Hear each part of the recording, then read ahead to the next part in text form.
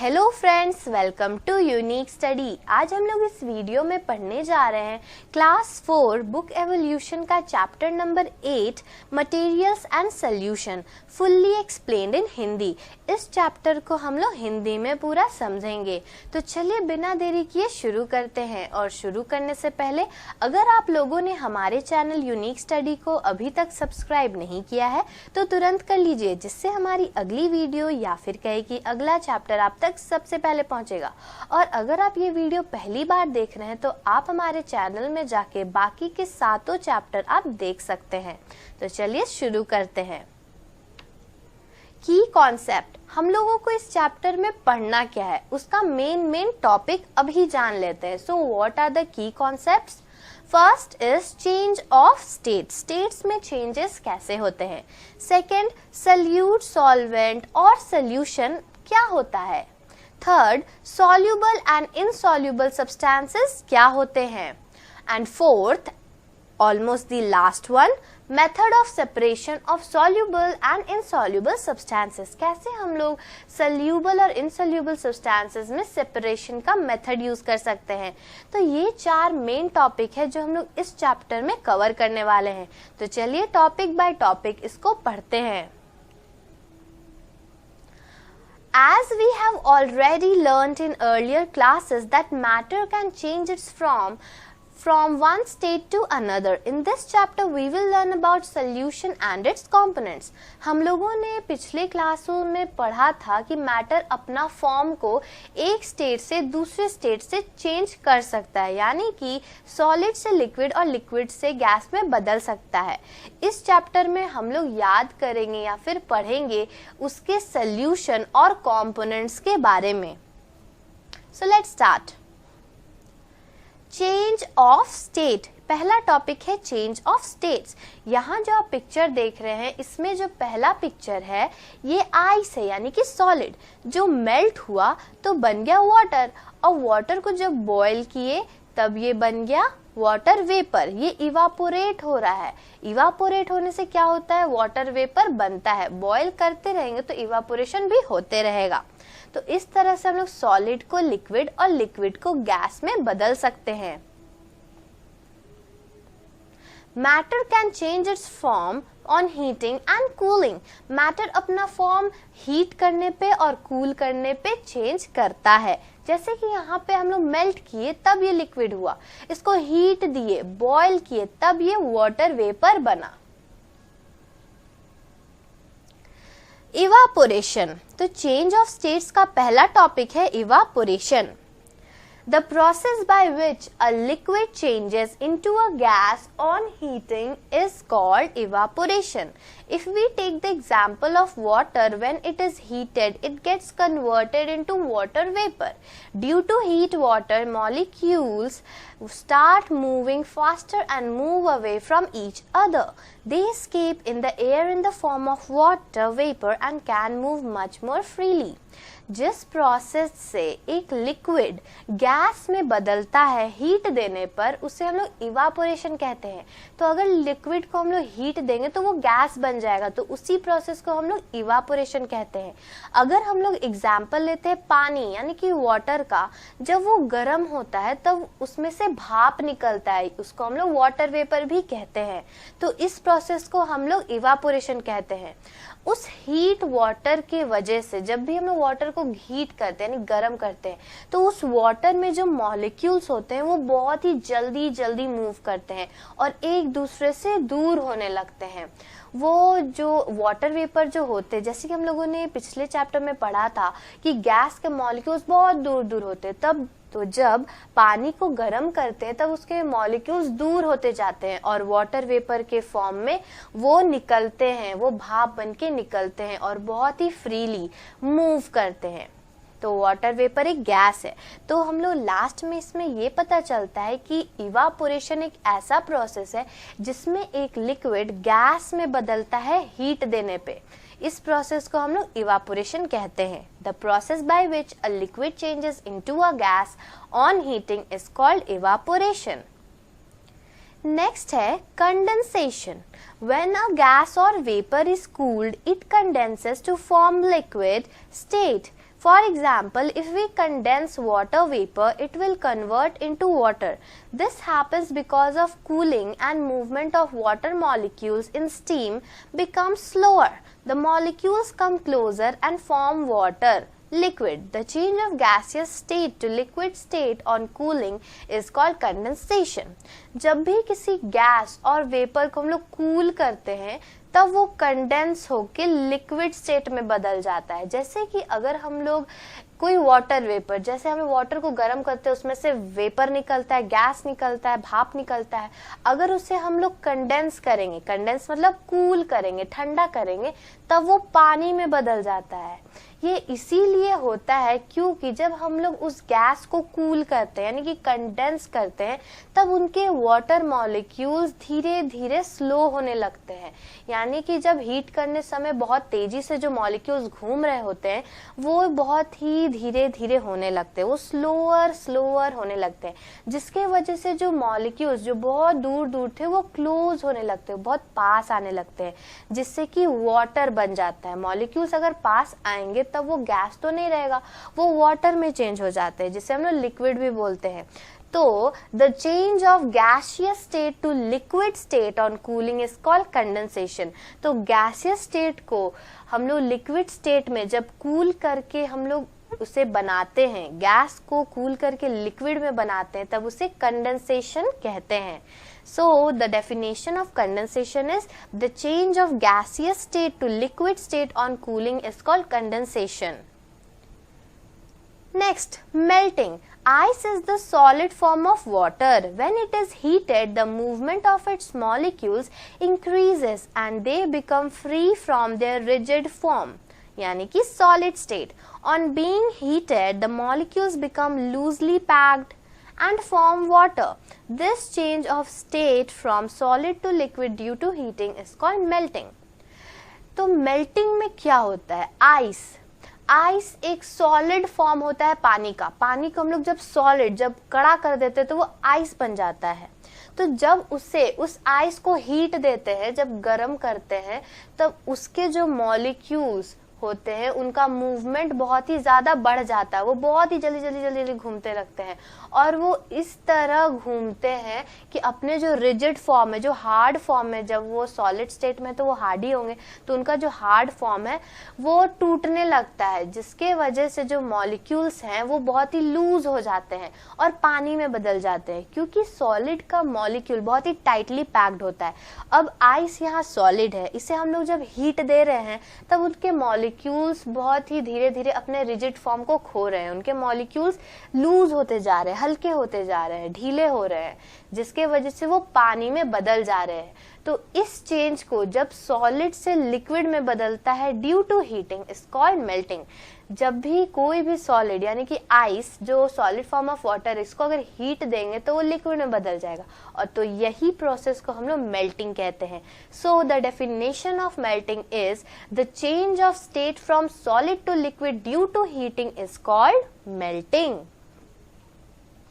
Next is freezing.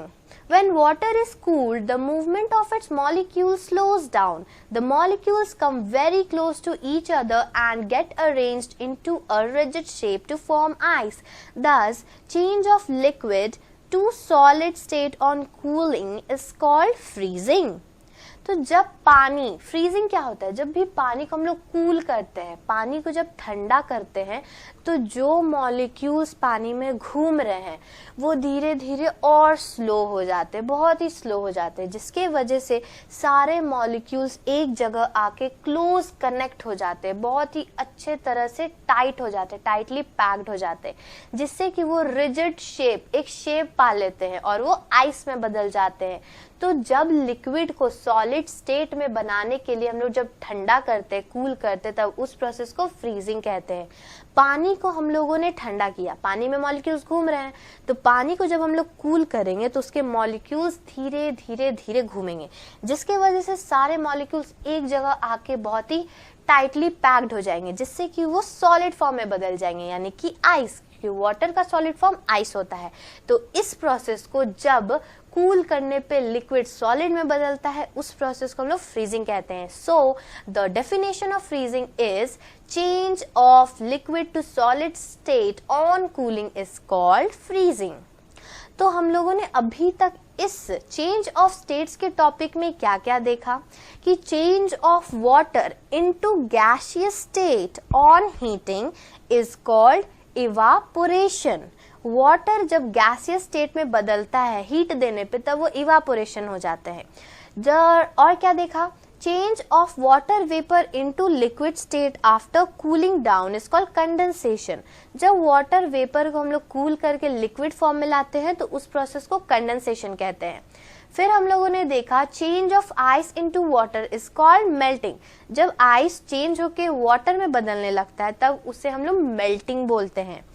फिर हम लोगों ने आखिर में देखा कि जब लिक्विड को कूल करने से सॉलिड बनता है तब उसे हम लोग फ्रीजिंग कहते हैं. तो हम लोगों ने चेंज ऑफ स्टेट में 4 प्रोसेस सीखा, evaporation, condensation, melting and freezing. Now let's move to second topic, solute, solvent and solution.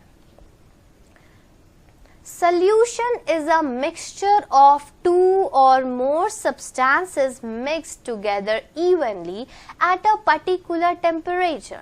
The substance that gets dissolved in another substance to form a solution is called solute. The substance in which the solute dissolved is known as solvent. Together, solute and solvent form the solution. तो यहाँ पे 3 topic है, solute, solvent and solution. तो पहला हम लोग देखेंगे कि सोल्यूशन क्या होता है. सोल्यूशन 2 और उससे ज्यादा सब्सटेंसेस जो मिक्स होते हैं वो सोल्यूशन बनाता है. एक फिक्स्ड, एक पर्टिकुलर टेम्परेचर पे जब 2 और उस 2 से ज्यादा चीजें, 2 से ज्यादा सब्सटेंसेस मिक्स होते हैं एक सही टेम्परेचर पे, तब उस मिक्सचर को हम लोग सोल्यूशन बोलते हैं. जो सब्सटेंस उस दूसरे सब्सटेंस में घुल जाता है, जिसे हम लोग घुमाते हैं यानी कि घोलते हैं, तो वो सल्यूट कहलाता है. और जिस सब्सटेंस में वो सल्यूट डिसॉल्व करता है उसे सॉल्वेंट कहते हैं. तो दोनों सल्यूट और सॉल्वेंट मिला के सोल्यूशन बनाता है. इसका बहुत ही सिंपल एग्जांपल ये है कि जब हम लोग पानी में चीनी डालते हैं तो चीनी घुल जाता है, तो पानी यहाँ सॉल्वेंट का काम कर रहा है जिसमें सल्यूट यानी कि चीनी को घोला जा रहा है. तो सल्यूट ऐसा चीज है जो सॉल्वेंट में डालते हैं उसे मिलाने के लिए, उसे उसमें घोलने के लिए. और सॉल्वेंट एक ऐसा सब्सटेंस है जो सॉल्यूट को डिसॉल्व करता है. और दोनों सल्यूट और सॉल्वेंट मिक्स होके जो मिक्सचर बनाता है वो सल्यूशन कहलाता है. क्या कहलाता है? सल्यूशन कहलाता है. So solution is a mixture of 2 और more substances mixed together evenly at a particular temperature. And solute is a substance that gets dissolved into another substance to form a solution. And at last, the substance in which the solute dissolves is known as solvent. So together, solute and solvent form the solution. A solute can be solid, liquid or gas. When a solute dissolves in a solvent, its molecules find space between the molecules of the solvent. For example, if we add the salt and in water, the molecules of salt find space between the molecules of water and disappear. तो जो salute होता है, जो solvent में घुलता है, वो solid भी हो सकता है, लिक्विड भी हो सकता है और गैस भी हो सकता है. तो जब सल्यूट सॉल्वेंट में घुलता है, डिसॉल्व होता है, तब सल्यूट के मॉलिक्यूल्स सॉल्वेंट के मॉलिक्यूल्स में जगह ढूंढने लगते हैं. तभी ना वो घुलेगा. जब वो सॉल्वेंट के मॉलिक्यूल्स में अपना जगह ढूंढेंगे तभी वो उसमें मिल जाएंगे, घुल जाएंगे, डिसॉल्व कर जाएंगे और एक सल्यूशन बनाएंगे. फॉर एग्जाम्पल, जब हम लोग नमक को पानी में मिलाते हैं तो नमक का जो मॉलिक्यूल है वो पानी के मॉलिक्यूल में स्पेस अपने लिए ढूंढता है. जब वो स्पेस ढूंढ लेता है तब वो उसमें घुल के गायब हो जाता है, क्योंकि घोलने के बाद वो उस पानी में अच्छी तरह मिक्स हो जाता है और डिसअपियर हो जाता है, यानी कि गायब हो जाता है और वो सल्यूशन बन जाता है. ये जो पिक्चर है इसमें जो लिखा है सल्यूट, वो क्या है, वो एक छोटे छोटे सब्सटेंस है जो सॉल्वेंट में घुल रहे। सॉल्वेंट का काम यहाँ पानी कर रहा है। जो ब्लू रंग का है वो सॉल्वेंट है और जो ऑरेंज रंग का छोटे छोटे चीज है वो सल्यूट है, ठीक है। और जो सल्यूशन, इन दोनों को मिक्सचर हो गया सल्यूशन। तो ये है सॉल्वेंट, ये सल्यूट, और ये पूरा दोनों मिला के बन गया solution. So solute acts as a dissolving agent and solvent acts as a dissolving of solute and both form is solution. solute और solvent मिलके घुल के बनाते हैं solution. Not all substances dissolve in another substance. For example, if we add sugar to water and stir, we will see that it dissolves to make a sugar solution. But if we add sand to water and stir, it does not dissolve. It just settles down at the bottom. सारे substances another substance में नहीं dissolve करते। जैसे कि जब हम लोग sugar यानी कि चीनी को पानी में डालते हैं और मिलाते हैं तो वो घुल जाता है और शुगर सोल्यूशन बनाता है। लेकिन अगर हम लोग सैंड यानी कि बालू को पानी में मिलाएंगे तो और घोलेंगे यानी कि डिसॉल्व करवाएंगे तो डिसॉल्व नहीं होगा, वो डिसॉल्व नहीं करेगा, वो बस शांति से बॉटम लाइन में सेटल हो जाएगा, वो लेकिन डिसॉल्व नहीं करेगा। The substances that get dissolved are known as soluble substances. For example, salt, sugar, lime juice and carbon dioxide. तो जो substances dissolve अच्छी तरह से कर लेते हैं उन्हें हम लोग soluble substances कहते हैं, जैसे कि salt, sugar, lime juice and carbon dioxide. तो सिंपल है, जो सल्यूबल सब्सटेंसेस वो सब्सटेंसेस है जो अच्छी तरह से घुल जाते हैं, जो अच्छी तरह से डिसॉल्व हो जाते हैं। The substances that do not get dissolved are insoluble substances. For example, sand, oil, wood shavings, etc.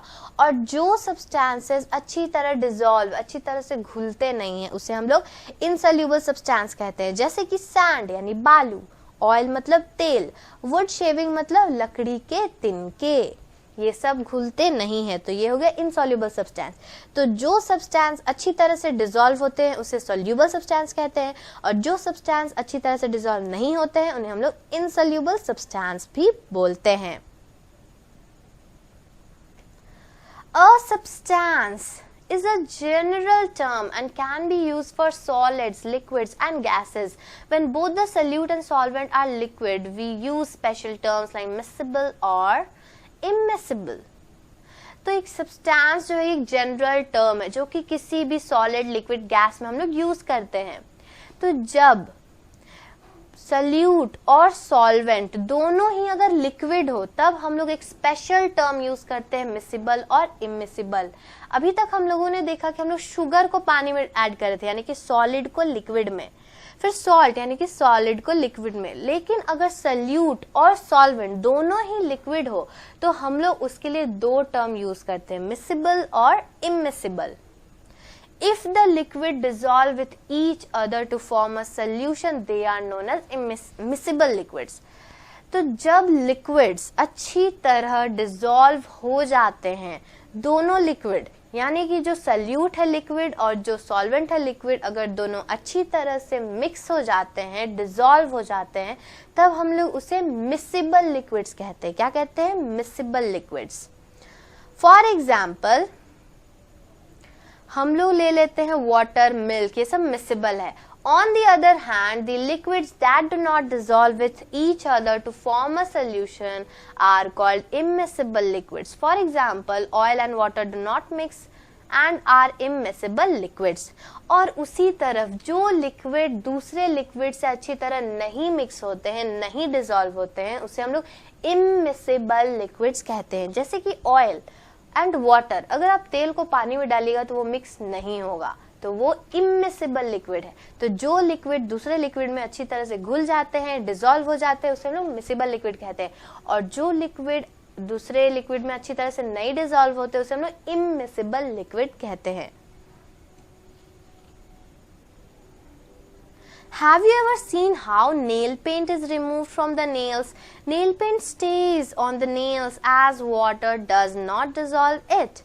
However, when we apply nail paint remover acetone, it dissolves and comes off the nails right away. This is because nail paint is insoluble in water but is soluble in nail paint remover, that is acetone, which is a solvent.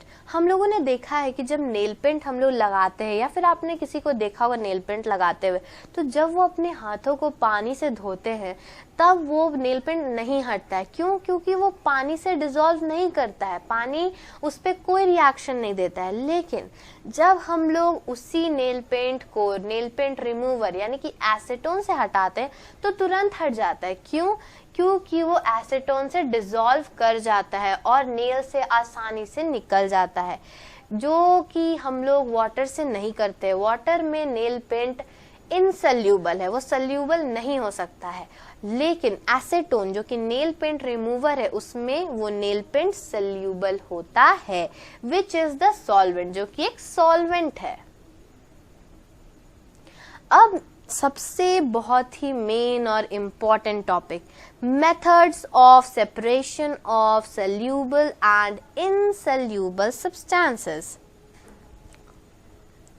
Separation of soluble substances. Soluble substances can be separated from a solution by the process of evaporation. For example, salt can be separated from a solution of salt and water by boiling the solution.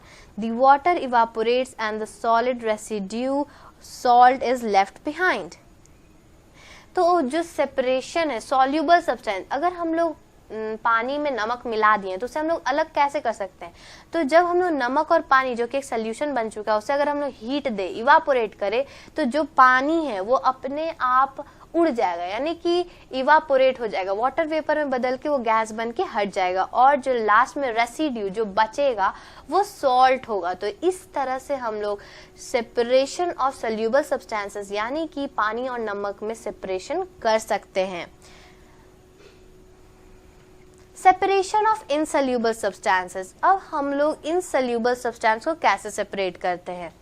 इनसल्यूबल substances can be separated from liquid using different methods. तो हम लोग इनसल्यूबल substances को liquid से बहुत सारे method से separate कर सकते हैं, लेकिन हमें इस लेवल पे दो ही मेथड पढ़ना है, फिल्ट्रेशन, सेडिमेंटेशन एंड डिकैंटेशन. तो ये दोनों प्रोसेस आखिर हैं क्या? First है filtration. Filtration is a process used to separate insoluble substances from liquids using a filter paper that allows the fluid to pass but not the soluble substances. तो filtration जो process है इसमें जो इनसल्यूबल substance है उसमें liquid में अगर घुला हुआ हो इनसल्यूबल सब्सटेंस तब बहुत आसानी से निकाला जा सकता है. फिल्ट्रेशन प्रोसेस में एक फिल्टर पेपर आता है, अगर उसे हम लोग रख के उसमें से अगर पूरे सोल्यूशन को डालेंगे तब वो पानी को इजीली पास कर देता है, यानी कि पानी नीचे गिर जाएगा और जो इनसल्यूबल सब्सटेंस है वो उसी में रह जाता है. जैसा कि आप लोग पिक्चर में देख रहे हैं, ये जो है ये एक फिल्टर पेपर है, फिल्टर पेपर है. तो इसमें इस बीकर से हम लोग वो सोल्यूशन डाल रहे हैं जो कि इनसल्यूबल सब्सटेंसेस से भरा है. तो पानी जो है वो इस फिल्टर पेपर से पास होके तो आ जा रहा है, लेकिन जो सब्सटेंस है इनसल्यूबल सब्सटेंस वो इसी में है. तो ये था प्रोसेस फिल्ट्रेशन का. In this process, the solution is poured onto a filter paper. The solution passes through the filter paper and the insoluble substances are left behind on it. तो जैसा कि मैंने कहा कि इस प्रोसेस में जो सोल्यूशन है वो फिल्टर पेपर में डाले जाते हैं, जिसके वजह से जो सोल्यूशन है वो जो पानी है वो उसमें से निकल जाता है और जो बचता है वो इनसल्यूबल सब्सटेंस होता है.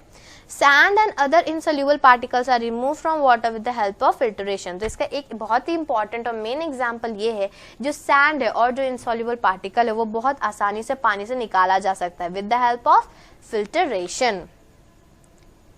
Next is sedimentation and decantation.